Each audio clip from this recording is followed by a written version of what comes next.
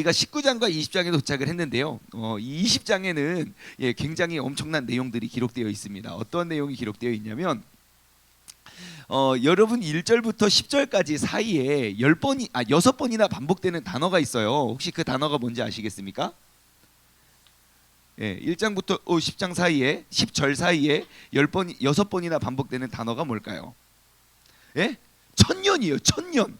이 천년이 6번이나 반복이 돼요. 그래서 오늘은 우리가 두 가지를 우리가 한번 생각해 보길 원하는데, 첫 번째는 그 천년 왕국, 도대체 이 천년 왕국이 무엇인가를 우리가 한번 나눠봤으면 좋겠고요. 두 번째는 우리가 그 심판, 첫 번째 심판과 첫 번째 사망과 두 번째 사망, 첫 번째 부활과 두 번째 부활에 대해서 우리가 한번 함께 말씀을 나눠보길 원합니다. 자, 먼저 우리가 이 1절부터 지금 어떠한 일들이 벌어지고 있는지 한번 우리가 그림을 그렸으면 좋겠어요. 자, 1절부터 보시면요.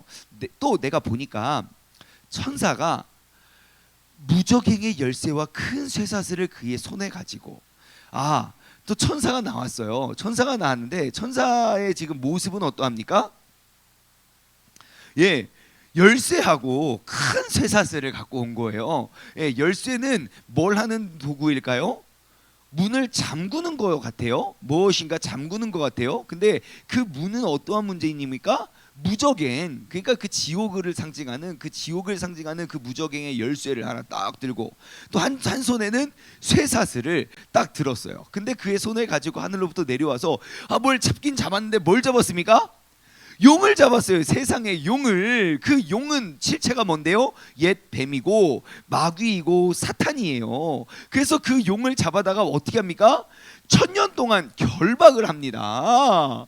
용을 잡아다가 드디어 결박을 하는 거예요. 그러니까 이제 이게 딱 천년 동안 이제 사로잡힌 거죠. 용이 이제 아무것도 못하고 그 쇠사슬에 모여가지고 잡혀 있어요. 그러다가 무적행에 던져 넣어서 잠그고 그 위에 인봉하여 천년이 차도록 다시는 만국을 미혹하지 못하게 하였어요. 그 용은 이제 세상을 다스리거나 공격하거나 정복할 수가 없어요. 그런데 문제는 무엇입니까? 그 후에는 반드시 잠깐 놓이리라 라고 말해요. 천년 후에 반드시 잠깐 놓여지래요. 여러분 혹시 머릿속에 그림 하나 안 그려지십니까? 지금 이 장면이 마귀가 있어요. 그러니까 나쁜 놈의 왕이에요. 나쁜 놈의 왕이 힘이 엄청 센데 그 왕이 스승을 배반하고 엄청 센 힘을 가지고 세상을 정복하려고 하는데 그가 이렇게 잡혀요. 그래서 엄청난 감옥에 이렇게 잡혀 있다가 실수로 감옥 문이 어떻게 실수로 열려 잘 있나로 경비가 지키러 가다가 봤더니 그 엄청난 그 무적행에서 막 올라와서 다시 세상을 위협하는 그런 모습 어디서 본 것 같지 않습니까? 뭐 영화나 애니메이션을 통해서 어디서 봤습니까? 여러분 쿵푸 팬더라는 만화가 있어요. 진짜 똑같아요. 거기에 사자가 있어요. 시커먼 사자, 호랑이인가? 시커먼 호랑이가 있어요. 막 엄청 날렵해요. 근데 그 호랑이를 엄청 깊은 지하 감옥에 가둬놨는데 막 올라가지고 세상을 막 위협하는, 저는 딱 그 쿵푸 팬더가 생각이 나더라고요. 궁금하신 분들은 심심하시거든요. 쿵푸 팬더를 보면서 이 요한계시록 20장이 여기서 영감을 받았구나. 진짜 신기해요. 너무 똑같다니까요. 아무튼 그러한 모습으로 이제 되었어요. 그래서 여기서 나오는 이제 천년이 과연 무엇을 의미하냐. 이 천년 조금만 더 가볼게요. 4절 보시면요, 내가 또 보니까 이제 아무튼 지금 그 옛 뱀이 용이 잡혔어요. 천년 동안 잡혀 있어요. 자, 그러니까 천년 동안 잡혀 있을 때 내가 보니까 거기에 앉은 자들이 있어 심판하는 권세를 받았는데, 또 내가 보니까 예수님을 증언함과 하나님의 말씀 때문에 목 베임을 당한 자들의 영혼. 자, 하나님의 말씀 때문에 목 베임을 당한 자들의 영혼은 누구입니까? 순교자들이겠죠. 순교자들, 하나님의 복음을 위해서 목 베임을 당한 영혼들, 그 순교자들. 자, 순교자들과 또 짐승과 그의 우상에게 경배하지 아니하고, 자, 짐승이나 그의 우상들에게 경배하지 아니하고 그애들의 이마와 손에 그 표, 이 표는 그 구원받는 백성들의 인이 아니라 세상 사람들이 그 마귀가 줬던 그 표, 이야기인 것 같아요. 그 표를 받지 아니한 자들이 살아서 뭐 하고 있습니까? 그리스도와 함께 더불어 1000년 동안 뭐 하고 있어요? 왕노릇하는 거예요. 예, 순교자들과 그리고 끝까지 믿음을 잘 지켜냈던 사람들은 왕노릇을 하고 있는 거지요. 그래서 그 나머지 죽은 자들은 1000년이 차기까지 살기 못했고 이는 첫째 부활이고 하면서 뭐 또 둘째 사망이다라고 하면서 이야기가 나옵니다. 자, 그래서 우리가 여기서 등장하는 게 이제 바로 천년설이에요. 천년설. 그래서 크게는 세 가지의 특징이 있어요. 천년 왕국, 천년 왕국에 대한 이야기인데요.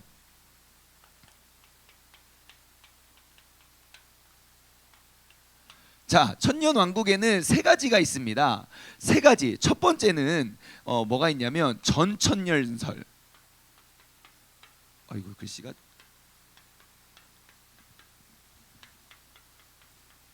그리고 두 번째는요 후천년설이 있어요.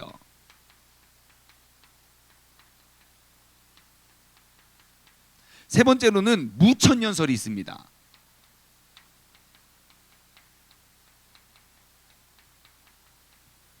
자, 이 천년왕국을 풀이하는 세 가지의 특징이 있는데요. 첫 번째는 전천년설, 두 번째는 후천년설, 세 번째는 무천년설이에요.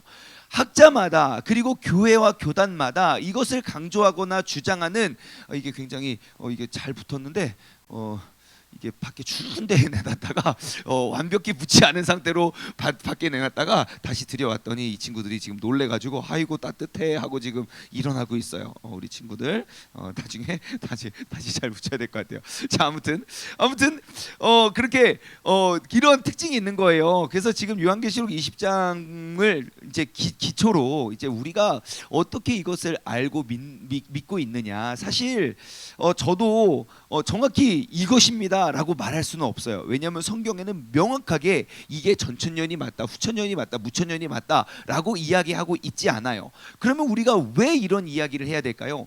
교회나 혹은 교단마다 그들이 알고 믿는 그 신념, 그 공통적인 신념을 갖고 있는 건 굉장히 중요합니다. 왜냐하면 모두가 가지고 있는 생각이 다르다 보면 우리가 성경을 풀거나 내가 이 땅을 살아가는 삶의 자세가 갈라질 수 있기 때문이에요. 그래서 우리가 이렇게 생각해요. 교회가 이렇게 교단이 많아요? 라고 이야기하는데요. 그 중에 한 이유는 바로 어떠한 것들을 우리가 지지하고 따르느냐가 그러한 이유 중에 하나가 돼요. 예를 들어 장로교회는 전천년설을 주장을 해요. 그러면 그 장로교회는 전천년설을 가리키겠죠. 예수님의 초림이 있은 후에 천년왕국이 있고 나중에 이제 예수님의 재림이 있습니다. 막 이렇게 그 설명을 할 거예요. 왜냐하면 우리가 공통적인 그 성경적인 관점을 갖기 위함이에요. 그래서 이러한 것들은 필요하다라고 보는데 한 가지씩 한번 설명해 드릴게요. 자, 예수님께서 초림하시죠. 예수님께서 초림해요.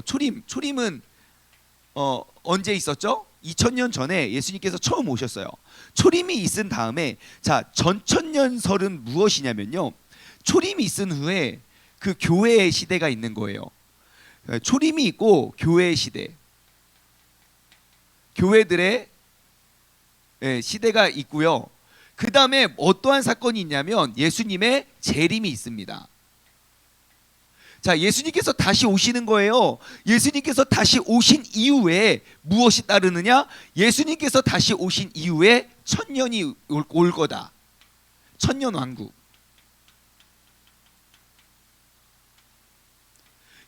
예수님께서 재림하신 이후에 천년 왕국이 오고요. 그 천년 왕국 이후에 하나님의 그 영원한 심판이 다시 온다. 심판이 다시 온다는 거예요. 그러니까 전천년설을 주장하는 사람들에게 있어서 우리는 지금 어디에 있습니까? 이 어딘가에 있을 거예요.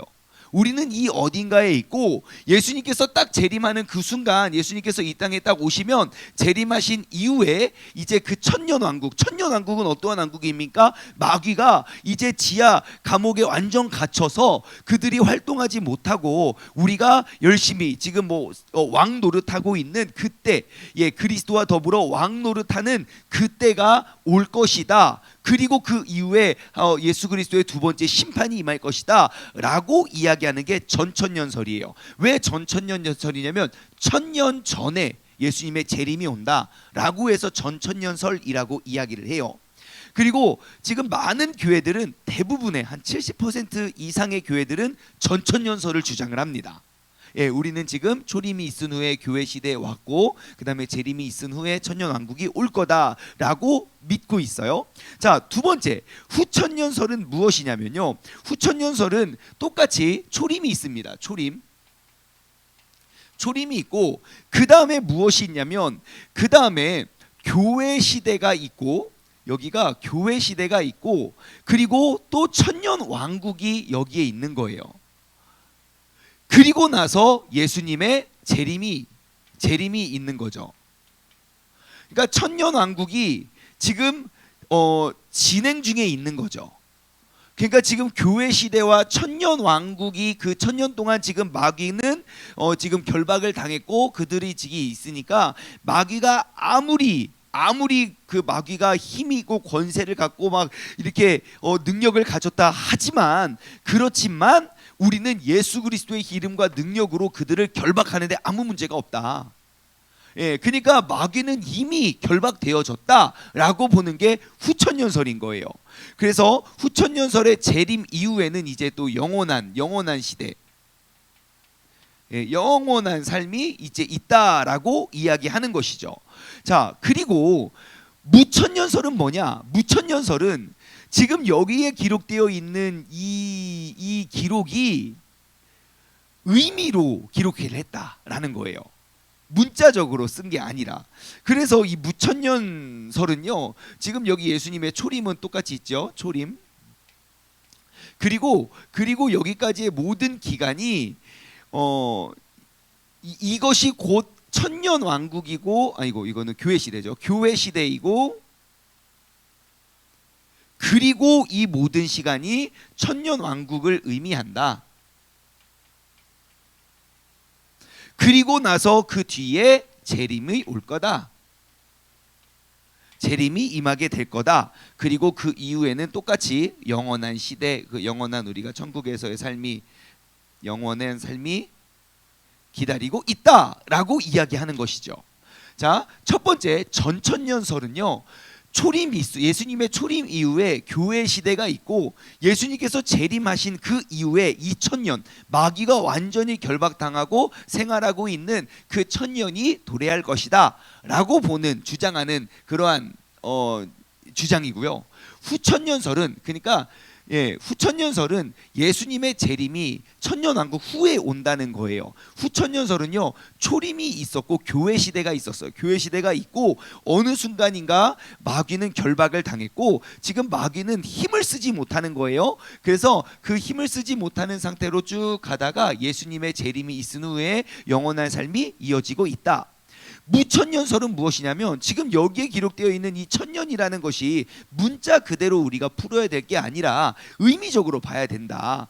그래서 이 천년은 그냥 숫자적으로 그 천년이 오냐 안 오냐가 아니라 지금이 바로 그 천년왕국이고 교회 시대이고 나중에 예수님께서 재림하시면 그 뒤에는 영원한 시대가 있다. 여러분들은 무엇을 주장하고 싶으십니까? 네?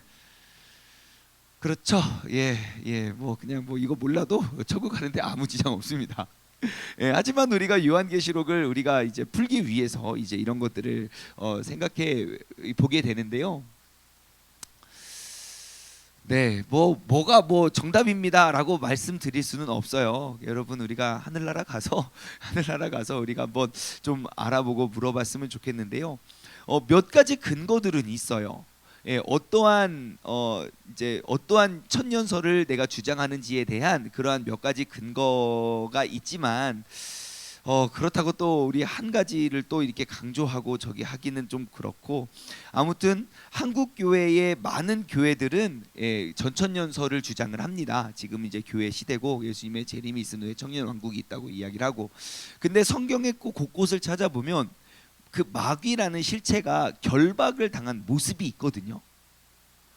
결박당한 모습이 있기 때문에 이미 결박을 당했다, 그러기 때문에 지금 후천연설을 주장하는 사람들도 있어서 여러분들 그냥 이러한 것들이 있다는 것 그냥 알아두시면 굉장히 좋을 것 같습니다. 중요한 건 무엇이냐? 중요한 건요, 우리가 똑같이 반복되는 것들이 있죠. 중요한 건 무엇입니까? 예수 그리스도의 초림이 있었다는 것과 그리고 반드시 예수 그리스도의 재림이 있다는 거예요. 재림 있은 후에는 반드시 그 영원한 우리 영원한 삶이 있기 때문에 우리가 그 예수님의 재림을, 다시 오실 주님을 우리가 기다려야 된다는 것, 그것은 공통적인 특징인 것 같아요. 그러니까 우리 그 주님을 바라보면서 우리가 신앙생활 하면 참 좋을 것 같고요. 그리고 그래서 이제 우리가 또 생각해 봐야 될 것들이 이제 사망에 대한 이야기인데요. 이 친구들 다 지우는데 시간 걸리겠죠. 여기다가 쓰면 안 보이겠죠. 이 어려운 네, 저기에 봉착했군요. 자, 그러면 우리 지우는 거 시간 걸리니까 제가 말로 설명해 드리겠습니다. 자, 그러면 이제 우리가 그 사망에 대해서 조금 생각해 봐야 될 것 같아요. 자, 여기 오늘 본문 말씀 4절부터 이렇게 보면 첫째 부활이 5절에 보면 그 나머지 죽은 자들은 복이 있고 거룩하다. 첫째 부활이 있고 6절 보면 첫째 부활에 참여하는 자들은 복이 있고 거룩하다. 둘째 사망이 그들의 권세가 없고. 자, 보면은 첫째 사망, 둘째 사망, 첫째 부활, 둘째 부활이 있는 것 같아요. 자, 그럼 우리가 이것들을 어떻게 봐야 되는가? 자, 한번 이렇게 생각해 봅시다. 자, 첫 번째 사망과 두 번째 사망이 있고 첫 번째 부활과 두 번째 부활이 있습니다. 자, 그러면 우리 모든 인간에게 있어서 첫 번째 사망은 모두에게 주어진 것이겠지요. 그렇죠? 자, 그러면 첫 번째 사망은 육체적 사망입니까? 영적인 사망일까요? 육체적 사망이겠죠. 육체적 죽음. 그러니까 이 첫 번째 사망은 신자 불신자 할 것 없이 우리는 그 사망을 피해 갈 수 없습니다. 누구도 그 사망을 피해 갈 수가 없습니다. 그러면 이제 그 육체적 죽음을 말하죠. 그러면 그 둘째 사망은, 이것은 두 번째 사망은 영적인 죽음을 의미할까요? 육체적 죽음을 의미할까요? 두 번째 사망은 영적인 죽음을 의미하겠죠. 왜요? 육신은 한 번의 인생이니까요. 불교는 환생을 이야기하기 때문에 불교의 교리에 따르면 두 번째 사망도 있었을 수 있겠지요. 하지만 우리 기독교에서는 우리 인간의 몸은 한 번, 그 영혼은 죽지 않지만 우리 육체는 한 번에 있기 때문에 두 번째 사망은 영적인 죽음이에요. 그럼 질문, 두 번째 사망은 신자와 불신자에게 동일하게 임합니까? 아니면 특정한 어느 부류에게만 임합니까? 네, 어떠한 특정한 부류죠? 둘째 사망은 누구에게만 옵니까? 불신자들에게만 오겠죠. 왜냐하면 신자들은 두 번째 사망을 경험하지 않을 것이기 때문이죠. 자, 그래서 둘째 사망은 영적인 죽음을 말하고 그것의 대상은 오직 불신자들에게만 주어집니다. 그러면 이제 부활을 생각해 볼까요? 여러분, 첫 번째 부활은 바로 우리가 육신의 몸은 죽었기 때문에 영적인 부활을 의미합니다. 영적인 부활. 자, 그러면 이 첫 번째 부활은 누구만 부활을 얻을 수 있겠습니까? 부활을 경험할 수 있겠습니까? 신자들이겠죠. 왜냐하면 불신자들은 영원한 사망에 지금 그 두 번째 사망을 당했기 때문에 첫 번째 죽음과 동시에 두 번째 사망을 그들의, 그러니까 육체적인 몸이 죽을 때 영원한 죽음이, 영원한 지옥이 기다리고 있기 때문이죠. 반면 그리스도인들은 우리의 육체, 그 첫 번째 사망, 육신적인 사망이 딱 임하면 이제 첫 번째 부활이 임하게 됩니다. 영적인 부활이 우리 신자들에게 주어지게 된다는 것이죠. 그리고 또 두 번째 부활이 있을 거예요. 그 두 번째 부활은 어떠한 부활이냐면요, 바로 육체적인 부활을 의미하는데요, 신자와 불신자들 모두에게 그 두 번째 부활이 있을 거예요. 말씀을 한번 찾아볼게요. 요한복음 5장 28절과 29절입니다. 요한복음 5장 28절과 29절 말씀 한번 찾아주세요. 요한복음 5장 28절과 29절. 자, 사도 요한은요, 요한계시록에만 이 죽음과 부활에 대한 이야기를 한 게 아니라 그가 기록했던 요한복음에도 이러한 말들을 기억했는데요. 한번 볼까요? 이를 놀랍게 여기지 말라. 자, 무덤 속에 있는 자가 다 그의 음성을 들을 때가 오나니. 그러니까 무덤 속에 있는 사람들은 어떠한 사람들입니까? 첫째 사망을 당했던 신자와 불신자 할 것 없이 그 육체적으로 죽었던 사람들이에요. 자, 그런데 다시 아까로 돌아가 주세요. 자, 예, 아니요, 아니 그게 아니고 요한복음 5장 28절이에요. 네, 자, 무덤 속에 있는 자가 다 그의 음성을 들을 때가 오나니. 29절, 선한 일을 행한